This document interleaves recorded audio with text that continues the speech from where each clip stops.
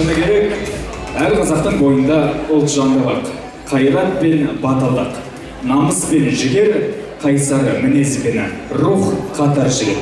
Жалпы қазақ деген сөзді естігенде осында отырған әр қазақтың бойындағы қаны ойнап, жүрегі оттай лаулайтыны сөзсіз. Олай болса ортаға қазағым-ай әнімен әнші қыздарыңыз Айбенді Айбакелін асқар салыңыздар.